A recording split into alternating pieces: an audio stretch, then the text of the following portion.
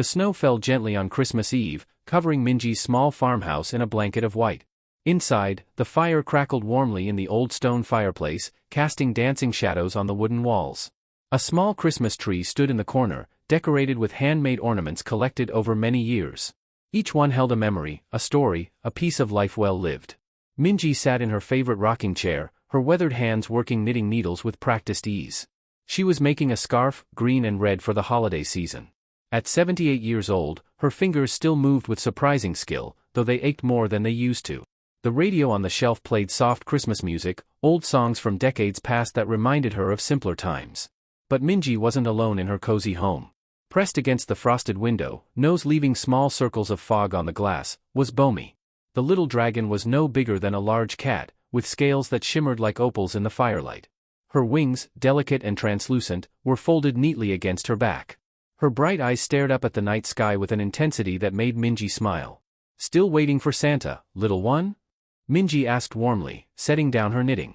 Bomi chirped in response, a sound like small bells tinkling. She had been sitting by that window since morning, convinced that tonight was the night she would finally see Santa's sleigh. Minji had told her the stories many times. A man in red who flew through the sky with reindeer, bringing gifts to good children everywhere. Bomi wasn't a child, and she definitely wasn't human, but she believed in the magic anyway. Minji had found Bomi 15 years ago during her last expedition as a xenobiologist. Back then, she had traveled to distant worlds, studying alien life forms and documenting new species. On a remote planet covered in crystal caves, she had discovered an egg. It was unlike anything in her databases, glowing with a soft inner light. She should have reported it to the research station. She should have followed protocol. Instead, she had brought it home. When the egg hatched 3 months later, Minji watched in wonder as a tiny dragon emerged. The creature was impossibly small, fragile, and alone. Minji named her Bomi, which meant spring in her native language, because the dragon brought new life into her quiet world. They had been together ever since, the old woman and her unusual companion, living peacefully on the outskirts of a small town where nobody asked too many questions. The years had been kind to them both. Bomi grew, though not much. She seemed content to remain small, fitting perfectly in Minji's lap or perched on her shoulder. She was intelligent, understanding human speech even if she couldn't speak it herself.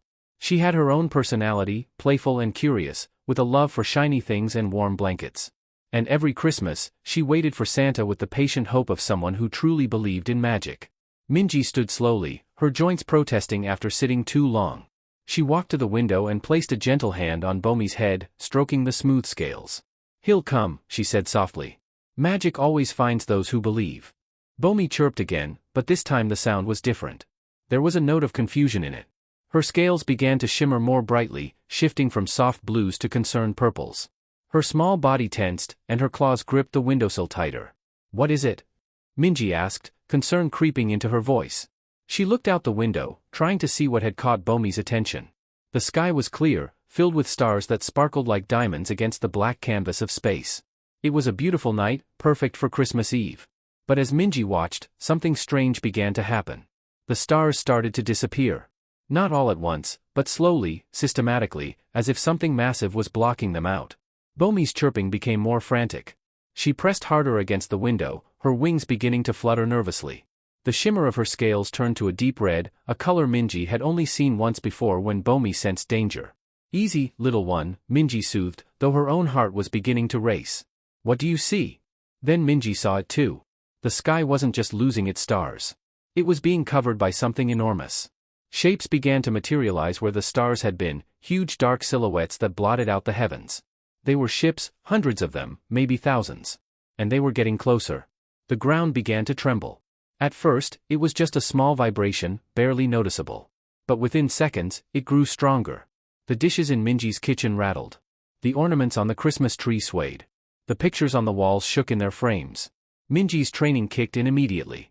She had studied alien civilizations for 40 years. She knew what a fleet looked like, even one this size. This wasn't a visit. This wasn't exploration. This was an invasion. She scooped Bomi into her arms, feeling the little dragon trembling against her chest. "It's going to be okay," she whispered, though she wasn't sure she believed it herself. "We'll figure this out." The ships continued to descend, their massive forms now clearly visible even in the darkness. They were sleek and angular, built for war rather than peace. Their hulls reflected no light, making them look like holes torn in reality itself. As they moved lower, lights began to appear on their undersides, harsh white beams that swept across the ground below. Minji's property was one of the first places the lights found. Her farmhouse, sitting alone in the countryside, made an easy target. She watched in horror as 3 smaller craft detached from the main fleet and began descending directly toward her land. No, no, no, she breathed, holding Bomi tighter. The little dragon buried her face in Minji's sweater, her whole body shaking now. The landing craft touched down in Minji's yard with heavy thuds that shook the entire house. Snow exploded outward in great clouds. The carefully tended vegetable garden that had been sleeping under the winter frost was crushed instantly. The wooden fence her late husband had built 30 years ago splintered and collapsed. The string of Christmas lights she had hung along the porch sparked and went dark. Ramps extended from the craft with mechanical precision. Figures began emerging, soldiers in advanced armor that gleamed in the harsh lights of their ships. They moved with military efficiency, spreading out across the property, establishing a perimeter. More ships were landing in the distance, in the fields beyond her home, in the town she could see in the valley below. Minji stood frozen at her window, still holding Bomi, watching as her peaceful Christmas Eve transformed into something from a nightmare. The soldiers were setting up equipment, large devices that hummed with power. Command structures were being erected. This wasn't just a landing. They were setting up a base, and they had chosen her property as the center of it. One of the soldiers noticed movement in the window. He pointed toward the house, and immediately a group of 6 began marching toward her front door. Their boots crunched through the snow, crushing the remains of her Christmas decorations beneath them. Bomi whimpered softly, a sound Minji had never heard her make before. The little dragon was terrified, and Minji couldn't blame her.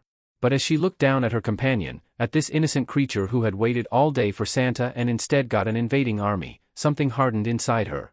She had lived through wars. She had seen humanity at its worst and its best.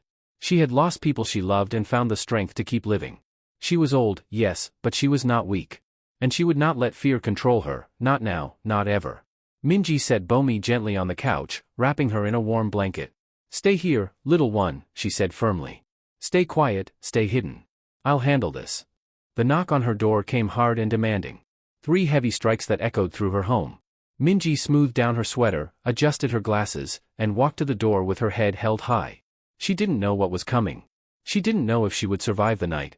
But she knew one thing with absolute certainty. She would not surrender without a fight. Not her home, not her dragon, and not her dignity. If these invaders wanted her land, they would have to go through one stubborn old woman first. And Minji had learned long ago that sometimes the most dangerous thing in the universe wasn't a weapon or a warship. Sometimes it was simply someone who refused to be afraid. She opened the door wide, looked up at the armed soldiers towering over her, and said in a steady voice, "Can I help you?" The morning sun barely broke through the shadows cast by the massive warships hovering above Minji's farmhouse. Bomi sat by the window, her scales dimmed with worry, watching the soldiers patrol the yard. They had been there all night, their boots crushing what remained of the Christmas decorations scattered across the frozen ground. Minji moved slowly through her kitchen, preparing tea as if it were just another ordinary morning. Her hands were steady despite the trembling earth beneath her feet each time another landing craft descended. She had lived through wars before. She had seen humanity's darkest hours and its brightest triumphs. This was just another challenge, and she would face it with the same quiet strength she always had. A heavy knock rattled her front door. 3 sharp strikes that demanded attention. Bomi hissed softly, backing away from the entrance. Minji placed a gentle hand on the small dragon's head, calming her, before walking to the door and opening it wide. A tall man in gleaming armor stood on her porch. His face was human, but his eyes carried the coldness of someone who had forgotten what home meant. Behind him, a dozen soldiers held their weapons ready, their visors reflecting the morning light. "I am General Tamin of the Voxan Imperial Fleet," the man said, his voice flat and official. "You are occupying a structure that sits on strategically important land. You have 10 minutes to gather your belongings and evacuate." Minji looked up at him without fear. Her aged eyes studied his face carefully, searching for something beneath that cold exterior. "Would you like some tea, young man?" she asked simply. Tamin blinked, clearly not expecting this response. His soldiers shifted uncomfortably behind him. "Did you hear what I said? This is not a request. This is an order." "I heard you perfectly well," Minji replied, keeping the door open. "And I asked if you would like some tea. It's Christmas morning, after all. No one should start their day without a warm drink, especially not someone so far from home." Something flickered across Tamin's face. Confusion, perhaps. Or maybe the faint memory of something he had buried long ago. He glanced back at his soldiers, then at the old woman standing before him without a trace of fear. "Ma'am, I don't think you understand the situation." "Oh, I understand perfectly," Minji said, stepping aside. 8,000 warships have arrived to take over Earth. You're here to enforce that takeover. You're a human who now works for an empire, and you're trying very hard to forget that this planet was once your home too. Now, will you come inside for tea, or will you drag an old woman out into the snow on Christmas morning? The words hit harder than any weapon. Taemin stood frozen, his jaw tight. His soldiers remained silent, waiting for orders that didn't come. Finally, after what felt like an eternity, Taemin spoke quietly to his second-in-command. "Secure the perimeter. I'll handle this personally." He stepped inside, and Minji closed the door behind him. The warmth of the farmhouse wrapped around them both, such a sharp contrast to the cold metallic ships outside. The smell of pine from the small Christmas tree in the corner mixed with the scent of fresh tea brewing. Bomi watched from beneath a chair, her bright eyes fixed on the stranger. Taemin removed his helmet, revealing a tired face that looked older than its years. He was maybe 40, but the weight of service had carved deep lines into his features. "You're making a mistake," he said, though his voice had lost some of its hardness. "Earth has no chance against the Empire. Surrender is the only logical choice." Minji poured 2 cups of tea and gestured to the small kitchen table. "Sit. Please." Against his better judgment, Taemin sat. He couldn't remember the last time anyone had offered him simple kindness without wanting something in return. Minji placed a cup before him and sat across the table, cradling her own cup in weathered hands. "Tell me about yourself," Minji said gently. "Where did you grow up?" Taemin stared at his tea. "That's irrelevant." "Humor an old woman," Minji pressed. "Before you became a general, before you commanded warships, you were just a boy somewhere. Where was that?" The question shouldn't have affected him, but it did. Taemin found himself speaking before he could stop himself. "A colony called New Seoul. My parents left Earth when I was 5. They wanted a better life, more opportunities. The Empire promised us everything. And did they deliver on those promises?" Taemin's grip on the cup tightened. "I have a career. I have rank. I have purpose. But do you have home?" Minji asked softly. The silence that followed was heavy. Bomi, sensing the shift in the atmosphere, carefully crept out from under the chair. She approached Taemin cautiously, her small claws clicking softly on the wooden floor. When she reached his boots, she sat down and placed one tiny paw on his leg, looking up at him with curious, compassionate eyes. Taemin stared at the small dragon. "What is that?" "Her name is Bomi," Minji explained. "I found her egg 15 years ago during my last expedition. She's been my companion ever since." "I've never seen anything like her," Taemin admitted, and for the first time, there was wonder in his voice instead of coldness. "What species is she?" Minji took a slow sip of her tea before answering. "She's one of the last of her kind. Her species used to travel the stars, bringing peace to conflicts that seemed impossible to solve. They were called the Eternal Guardians. But the Voxan Empire hunted them down, believing they were a threat to Imperial expansion." Taemin's eyes widened. That's just a legend. Those creatures have been extinct for hundreds of years." "Apparently not," Minji said calmly.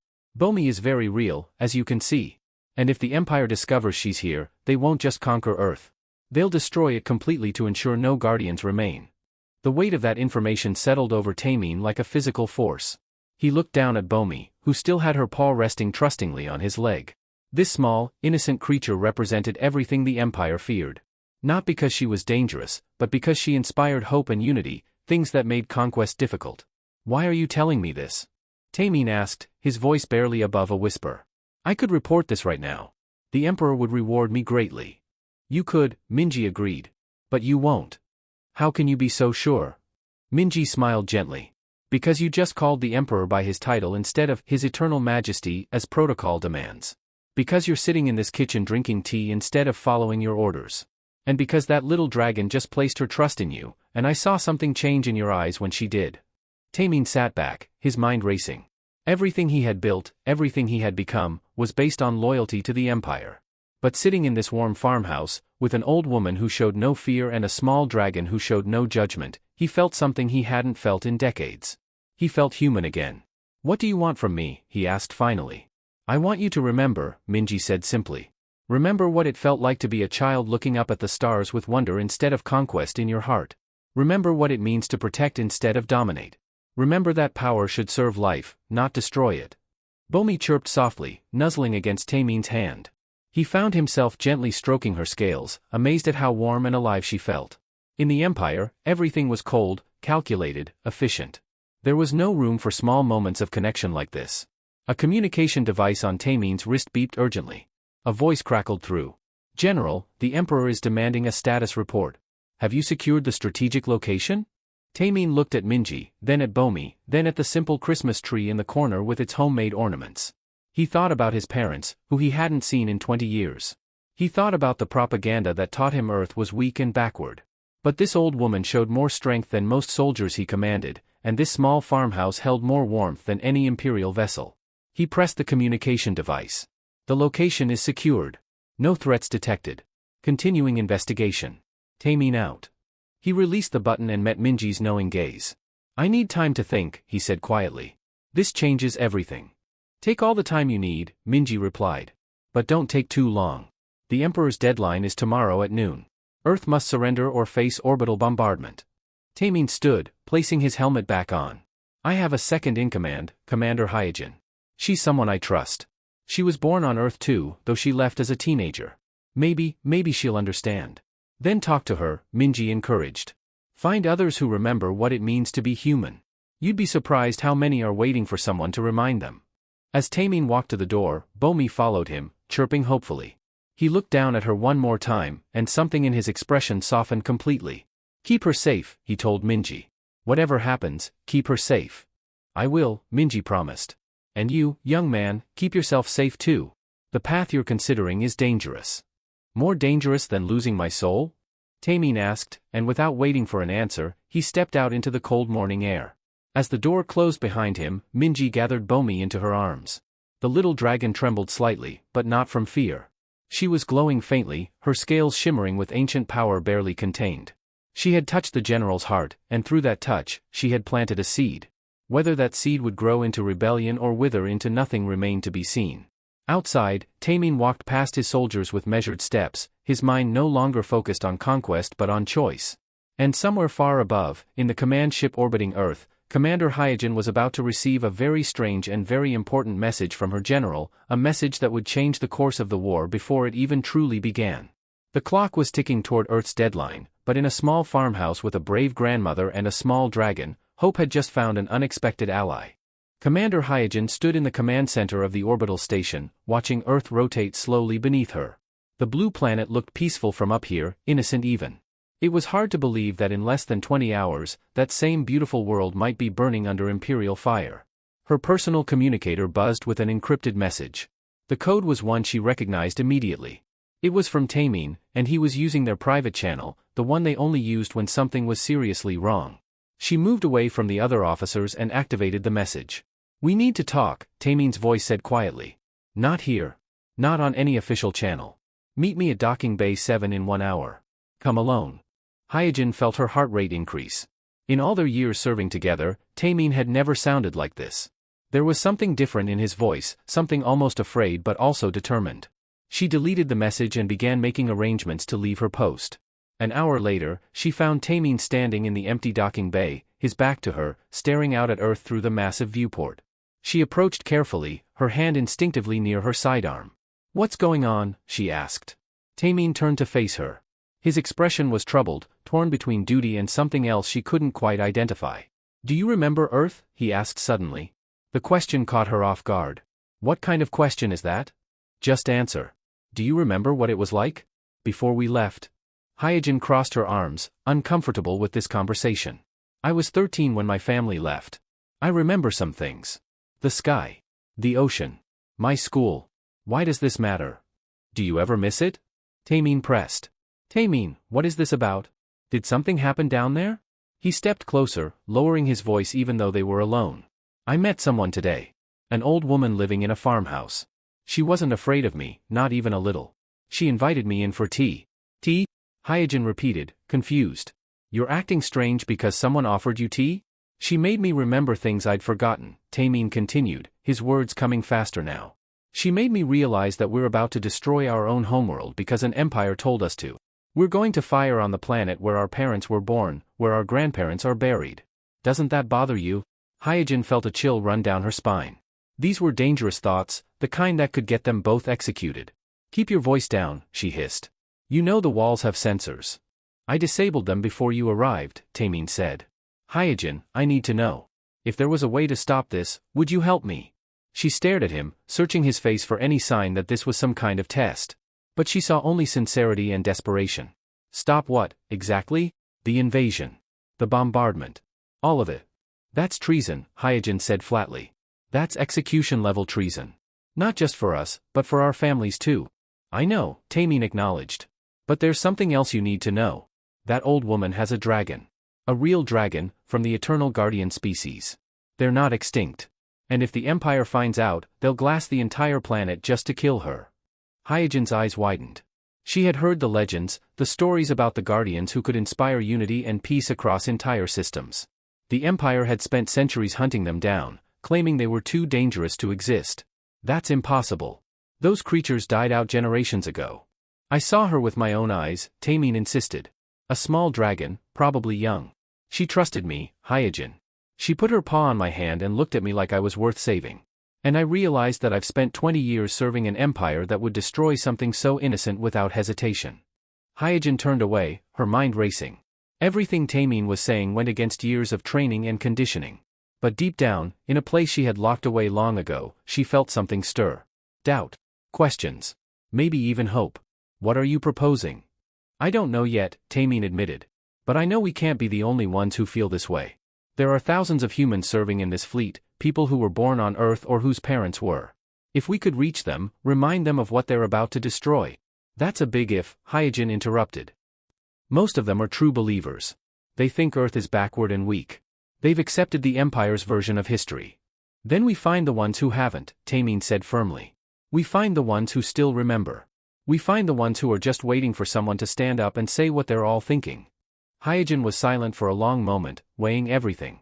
Her career, her life, her family's safety, all of it hung in the balance.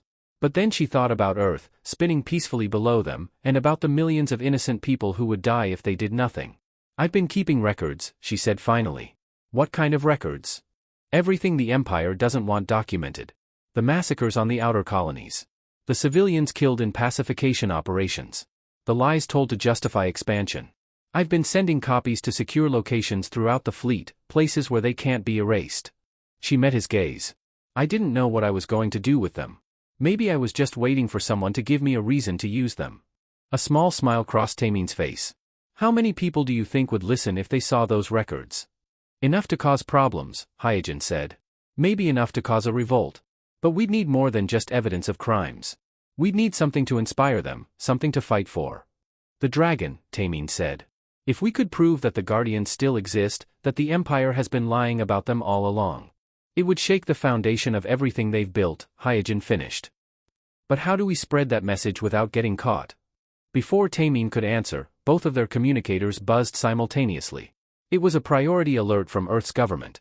Hyojin activated the message, and a holographic display appeared showing President Doyen's face. He looked young but determined, someone thrust into an impossible situation. This is President Doyen of Earth, the message began. We have received your ultimatum. We have 20 hours remaining before your deadline. I want to make Earth's position clear. We will not surrender. We will not submit.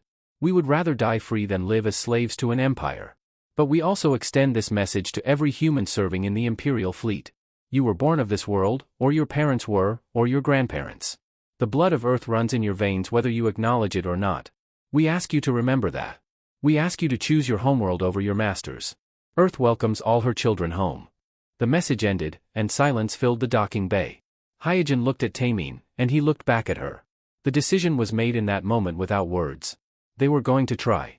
We have 20 hours, Tamine said. We need to move fast. How many officers can you trust? Maybe a dozen, Hyojin replied. Maybe more if we're lucky. But we need to be careful. One report to Imperial Intelligence and we're done. Start making contact, Tamine ordered. Use the old resistance codes, the ones from the colony wars. Anyone who remembers those codes might be sympathetic. I'll work on getting a message to Earth's leadership. They need to know they have allies up here. What about the dragon? Hyojin asked. Can we get footage of her? Something to prove she's real? Tamine hesitated. The old woman won't want to risk exposing her. But maybe we don't need footage. Maybe the idea is enough. If we tell people the Guardians have returned, that they're here to help Earth, some will believe it. And some will think we're crazy, Hyojin pointed out. Then we let them think that, Taemin said with a grim smile. Crazy is better than traitor. At least for a little while. They spent the next hour making plans, identifying potential allies, and establishing secure communication channels. It was dangerous work, every message they sent could be their last. But neither of them hesitated. Something had changed in both of them, something fundamental. They had remembered what it meant to be human. Meanwhile, down on Earth, Minji sat with Bomi in her lap, watching the news broadcasts. The planet was preparing for war. Cities were evacuating. Defense forces were mobilizing. But she could also see something else, something the news cameras couldn't capture. People were coming together. Humans who had forgotten how to hope were remembering. The threat of destruction had awakened something primal in humanity's spirit, something that refused to bow down. Bomi chirped softly, her scales glowing faintly in the dim light. She could feel it too, the shift in the collective consciousness. Across the planet and up in the fleet above, minds were changing. Hearts were opening. The song of the Guardians was beginning, even though she hadn't started singing yet. Just her presence, her existence, was enough to start the ripples. Minji stroked the small dragon's head gently. Soon, little one, she whispered. Soon you'll need to sing for real. But not yet. Let the humans find their courage first. Let them choose to stand before you show them how to fly. Above them, in the cold darkness of space, Taemin and Hyojin separated to begin their dangerous work. They had 20 hours to start a revolution. 20 hours to turn an empire's fleet against itself. 20 hours to give Earth a fighting chance. The clock was ticking, but hope was spreading faster than anyone could have imagined. The countdown had reached 0. Earth's deadline had passed, and President Doyen had refused to surrender. Now the galaxy would see if humanity's defiance was courage or foolishness. Admiral Salmon stood on the bridge of the Earth defense ship Courage, watching the tactical display with calculated focus. She had 300 ships under her command. The enemy had 8,000. The math was simple and brutal. But Salmon had not become an admiral by accepting impossible odds without a fight. All ships, this is Admiral Salmon, she spoke into the fleet-wide channel, her voice steady and clear. Today we defend our home. Not for glory, not for conquest, but because this is where we belong. Some of you have families down there. Some of you were born under that blue sky. All of you know what we're fighting for. Make every shot count. Make them remember that Earth does not bow to tyrants. The response came back in a chorus of acknowledgements. 300 ships, their crews ready to give everything. Salmon allowed herself one moment to feel pride in them before switching her mind fully to tactics. Begin evasive pattern Delta. Use the moon for cover. Hit and run tactics only. We can't match their firepower, so we match their patience. Earth's ships scattered, moving with practiced coordination. They were smaller than the Imperial vessels, faster and more maneuverable. Salmon planned to use every advantage they had, no matter how small. High above in the Imperial flagship, Emperor Vorak watched the human ships scatter like insects. His face was a mask of cold satisfaction. He was not human, his species had conquered 50 star systems before humans even discovered fire. His skin was deep purple, marked with ancient scars from 1,000 battles. His eyes glowed with a faint red light that reflected his mood, currently tinged with irritation. They dare to resist, he said, his voice like grinding stone. Activate bombardment platforms. Target their major cities first. Let them watch their world burn before they die. Yes, Your Eternal Majesty, his officers responded, bowing low. The massive weapons platforms that orbited Earth began powering up. Each one could level a city with a single shot. There were 12 of them, positioned strategically around the planet. In minutes, they would fire, and millions would die. But before the first shot could launch, something unexpected happened. 3 Imperial capital ships suddenly changed their identification signals. Their weapons powered up, but instead of targeting Earth, they turned on the ships nearest to them. What is this? Vorak roared, rising from his command throne. Who dares? On one of those ships, General Taemin stood on his bridge, his heart pounding but his hand steady. All human crew members, this is General Taemin. I was born on the colony of New Sol, but my blood is from Earth. I will not fire on my homeworld. I will not become the weapon that destroys where my ancestors lived and died. To any human who remembers what home means, stand with me now. Commander Hyojin's voice joined his from her ship. This is Commander Hyojin. The Empire promised us prosperity, but gave us only servitude. They promised us peace, but taught us only war. Today we choose differently. Today we go home. The effect was immediate and chaotic. Across the Imperial fleet, hundreds of ships suddenly declared themselves for Earth. Not all of them, not even half, but enough to throw the entire formation into confusion. Ship captains found their crews divided, some loyal to the Empire, others siding with the rebellion. Fights broke out on bridges and in engine rooms. The unified armada fractured into civil war in the span of minutes. Admiral Salmon watched in shock as friendly signals began appearing throughout the enemy fleet. "What in the stars?" she breathed. Then her tactical mind took over. "All ships, new orders. Target the Imperial vessels that are still hostile. Coordinate with our new allies. Move now while they're confused." The battle became a swirling chaos. Earth's ships darted between the larger Imperial vessels, striking at bombardment platforms and supply ships. The rebel Imperial ships used their insider knowledge to devastating effect, hitting vulnerable points that external attackers would never have known about. But the Loyalist forces were still overwhelming in number, and Emperor Vorak was not about to let this rebellion succeed. "Activate the reality bomb," Vorak commanded, his voice cold with fury. "If I cannot have Earth, then no one will." His officers hesitated. "Your Majesty, the reality bomb will destroy everything in this system. Our ships, their ships, the planet itself. Nothing will survive." "I am aware," Vorak said flatly. "Do it." The reality bomb was the Empire's ultimate weapon, a device that could tear apart the fabric of space itself. It had been used only twice before in Imperial history, both times to erase rebellious systems from existence. The weapon required 5 minutes to charge, but once activated, nothing could stop it. Down on Earth, in her small farmhouse, Minji felt Bomi suddenly go rigid in her arms. The little dragon's eyes widened, her scales blazing with light so bright it hurt to look at. She made a sound Minji had never heard before, a note of pure terror mixed with determination. "What is it?" Minji asked, though somehow she already knew. Something terrible was coming, something that threatened not just Earth but everything. Bomi squirmed free from Minji's embrace and flew to the window. She pressed against the glass, her whole body trembling. Then she turned back to look at Minji, and in that moment, the old woman understood. Bomi was asking permission. Permission to do what she was born to do, what her species had done for countless ages. To sing the song that could change hearts and minds across entire star systems. But that song would take everything Bomi had. She was young, untrained, and small. The power required might destroy her completely. Tears filled Minji's eyes. "No," she whispered. "There has to be another way." Bomi chirped softly, a gentle sound full of love and acceptance. She flew to Minji one last time, nuzzling against her cheek, leaving a warm sensation like summer sunshine. Then she turned and flew toward the door. Minji's hands shook as she opened it. Cold air rushed in, carrying the sounds of battle from high above.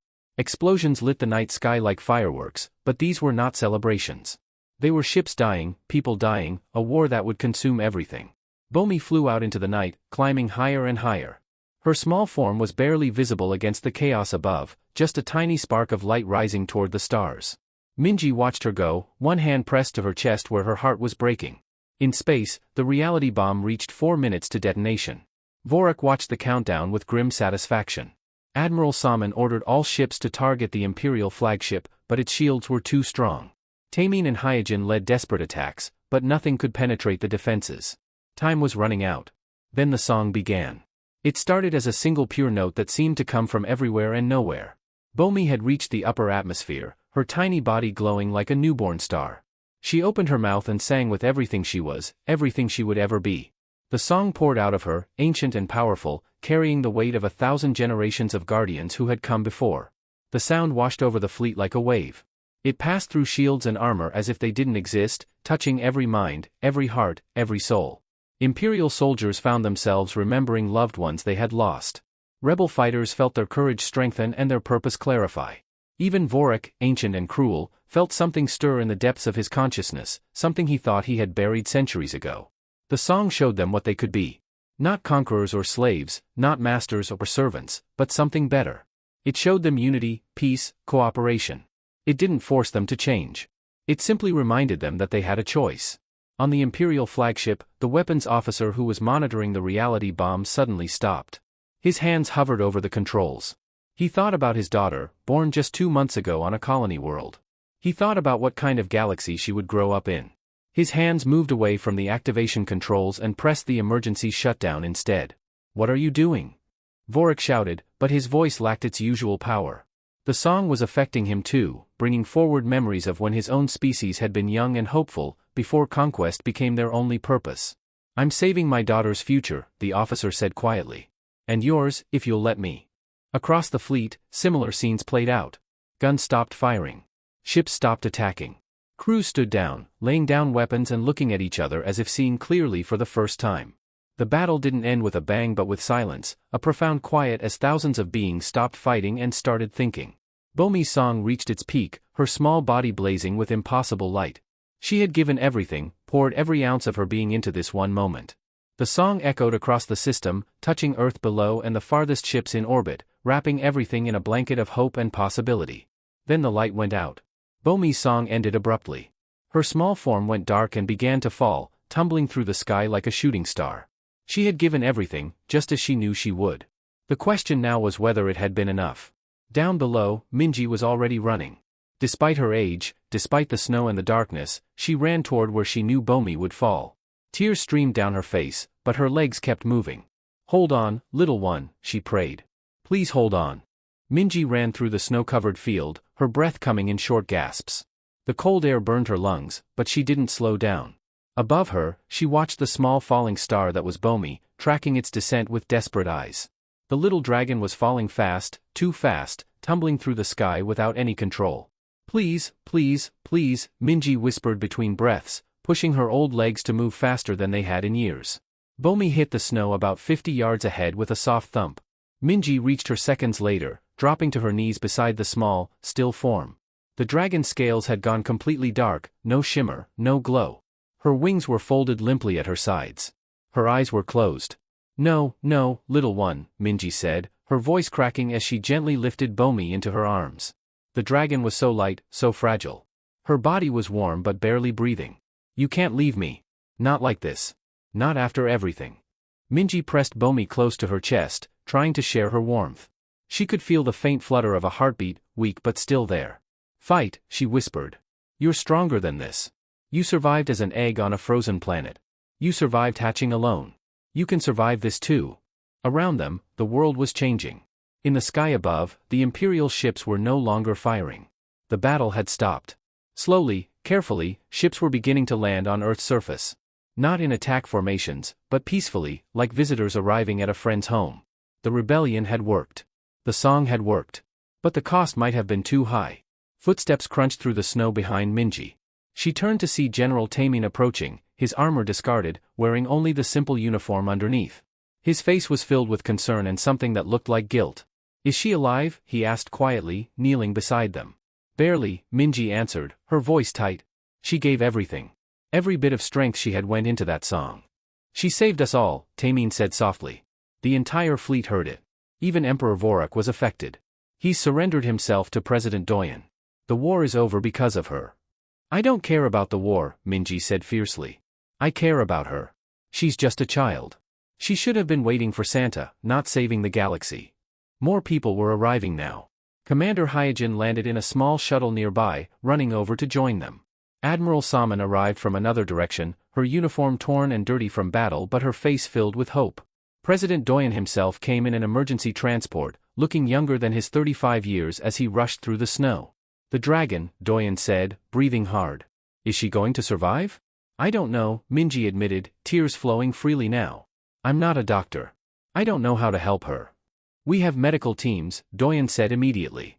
"The best doctors on Earth, and the Imperial fleet has medical technology far beyond ours. We'll do everything possible." "Let me try something," a new voice said. Everyone turned to see an elderly alien stepping forward from the gathered crowd. His skin was a pale blue, his eyes kind and ancient. "I am Counselor Jinho. I served with the Guardians long ago, before the Empire hunted them. I may be able to help." Minji looked at him with desperate hope. "Please. Do whatever you can."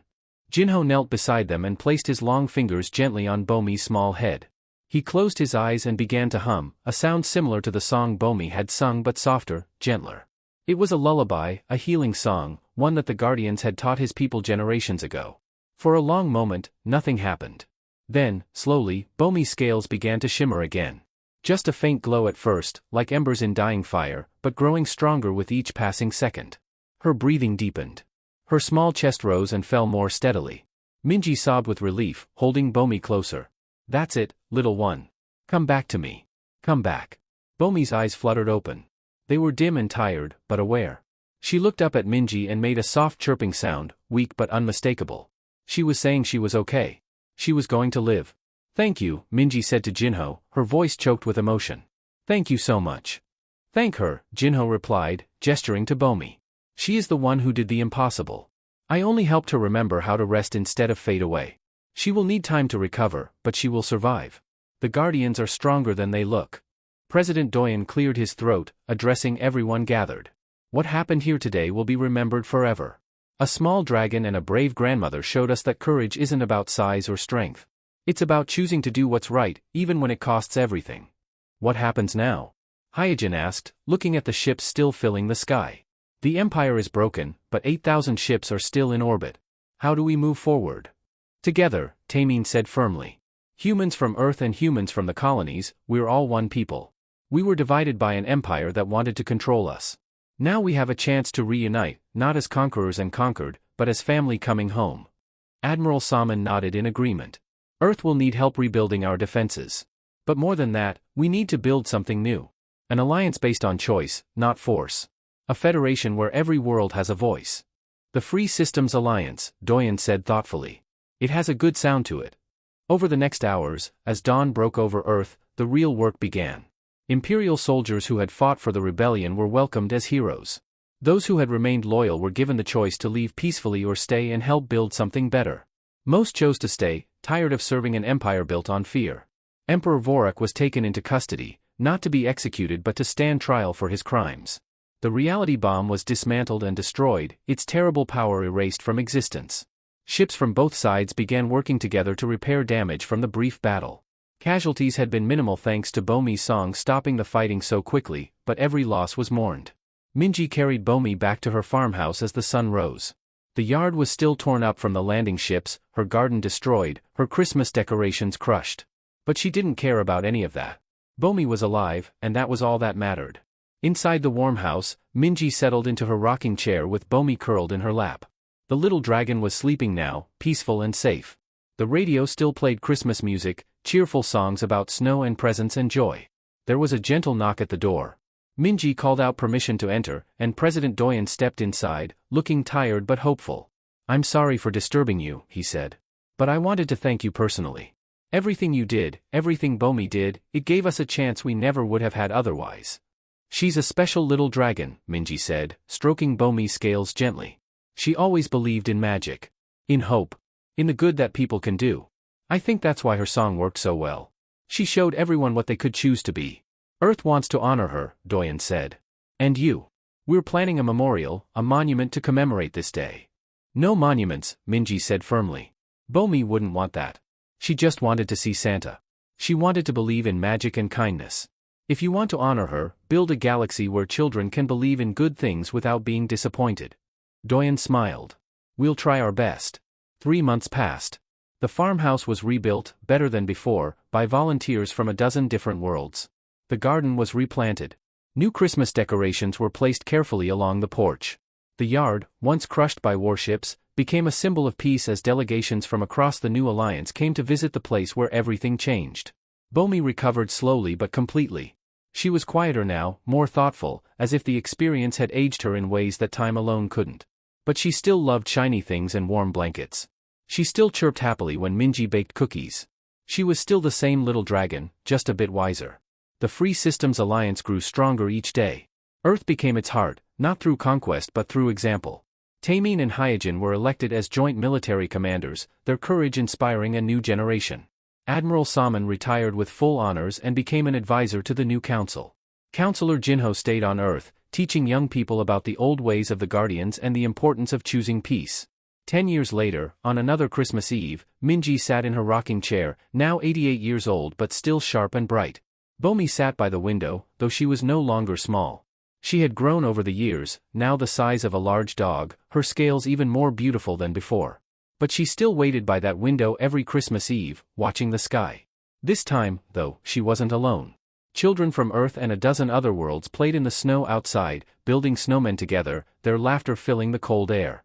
They came to visit Grandma Minji and the dragon who saved the galaxy, listening to stories and learning about courage and hope. Minji smiled, watching them play.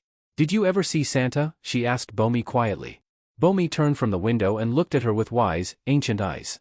She chirped softly, then looked back outside at the children playing together, at the peaceful ships passing overhead, at the galaxy that had learned to choose better. Minji understood. Bomi hadn't been waiting for Santa after all, not really. She had been waiting for this. For peace. For joy. For a future worth believing in.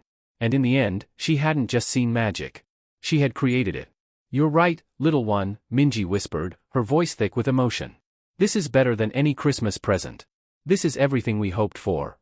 As the stars shone above a free Earth, the old woman and her dragon watched the children play, guardians of a galaxy that had learned to choose hope over fear, unity over division, and love over conquest. The war was over. The fighting had ended. And finally, after everything, it was time for peace. Bomi closed her eyes contentedly, her scales glowing softly in the firelight. She had waited for Santa and found something better. She had found home. And home, as it turned out, was exactly where magic lived all along.